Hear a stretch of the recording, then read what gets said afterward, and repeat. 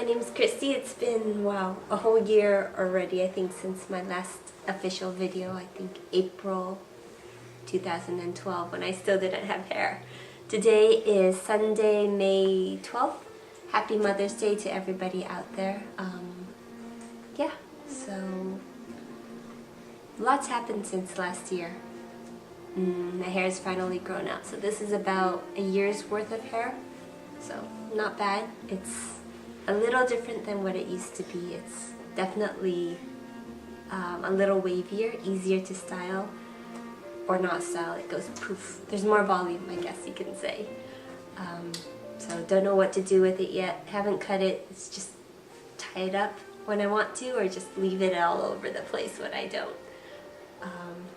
But yeah, so got my CT scan early April this year, 2013, so last month. So got my CT scan, so they found little masses, not bad, just really small, the largest is only about 1.7 centimeters, so that little. So the scan, they said they notated 4 different areas, but when the doctors checked, they saw 7 areas. So the current plan of care is to put me on chemo, but this one's supposed to be a lot more gentle, so it's going to be for 10 weeks. So after 10 weeks, they do another CT scan, see if it shrunk and got any smaller. If it did, then they'll do surgery, take everything that they can find out, and then afterwards do 6 months of chemo to potentially get rid of any cancer cells that may be left behind. So that's the current plan. If the chemo doesn't work after 10 weeks, they plan to still do the surgery and then try maybe another type of chemo afterwards. So I started the chemo on May 4th, which is kind of an interesting day because for my hospital, that's the same day we started what's called HealthLink, which is our computerized documentation system.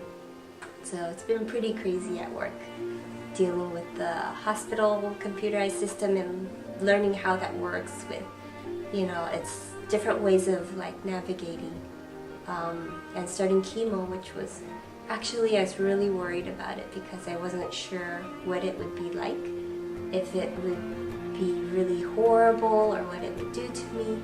So this chemo medicine is called Temodar, and it's just these little capsules with like powder inside. And so the first day I took it without any anti-nausea medicine, just to see how it would be like. Got really super nauseous the next day, and so I'm like, alright, I'll take anti-nausea meds. So I took a little bit of it, and so for this past week now I've been playing with what works and what doesn't work. So I found that because this medicine has to be taken on an empty stomach, the best time is after work, so roughly about 5 o'clock I take my medicine, so that way I can eat dinner about an hour or 2 later. And actually the nausea's gone away, so I haven't had to take any anti-nausea medicine for 3 days now. So when I initially took it, I took like half a pill and then quarter pill, and then I was starting to debate about taking 1/8 of a pill when I was just like, never mind, I'll just go without and see what happens. And so far it's been pretty good. The chemotherapy medicine has been pretty gentle, where I haven't felt many side effects, just a little nausea now and then, a little more tired than normal, but beyond that, nothing else. And then having to deal with an alcohol allergy on top of that. So a lot of people go, alcohol allergy, do you get red in the face? What happens? And for me, an alcohol allergy is actually pretty bad. I get a really bad sore throat, my nose starts dripping like crazy, so I sound a little nasally and congested right now from that.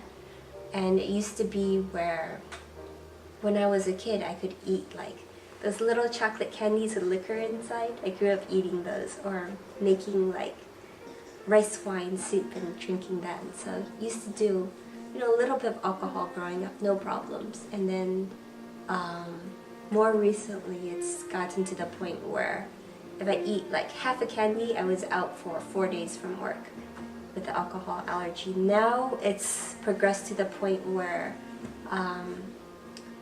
I eat a little bit of food with vanilla extract in it, which has alcohol, and then I'm starting to get allergic to that where I get this reaction. So this current alcohol allergy is from just a little bit of vanilla extract as flavoring in food, and had a really bad sore throat the first day on Wednesday, and then Thursday it was super congested and like drippy nose everywhere. But it's really good because at work I have a mask on when I treat patients, so behind the mask my nose is dripping but no one can tell. And then just run to the bathroom afterwards and blow my nose. But so God's really blessed me because these last couple of days going to work with the whole crazy documentation system where I can still be able to be present at work and helping out, and that's a huge blessing because I'm one of what's called super users, so I get a little extra training and playtime on the computer, so I know the system a little bit better, and so it's supposed to be my job to help out during this period of time. So if I'm not able to be at work, that means that people would have to then lean even harder on all the other super users out there. And so yeah, so God blessed me with being able to make it to work and to be able to work even when I didn't feel well. And it was really good because my doctors were initially worried that, oh no, it's because your immune system might have dropped, that you might have a cold. So they tested my blood and the labs came out perfectly normal, so just an allergy, even though it presents like a bad cold. So surgery, when I see the doctors after July, surgery should be planned for sometime in July is the potential idea, but until then, until I actually meet up with the doctor, I'm not sure. And even that in itself was a huge blessing because right now I'm seeing an oncologist at Stanford because they have a little more experience with the type of cancer I have. And so she recommended the surgeon over at Stanford that she works really closely with. And my hospital also has its own surgery department. And so my initial referral for the Stanford surgeon was denied. And God's blessed me with a really great set of doctors where I let her know what was going on. She wrote the medical director doctors and told them everything what's going on, and they took back the, They took back the denial of the referral.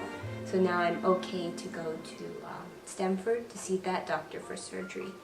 And so I'm just, wherever God wants to take me, whoever God wants me to see or do, I'm like gonna just trust Him to take that path because I really have no idea what I'm doing or what I really want. Is it worth the chemo? Is it worth the surgery? Is it worth all that? I'm not sure. But I feel that God's using my life for a reason and for a purpose. And so, even though it's really scary, I want to live this life too, where God's leading and where God's calling me. So yeah. So thank you for listening.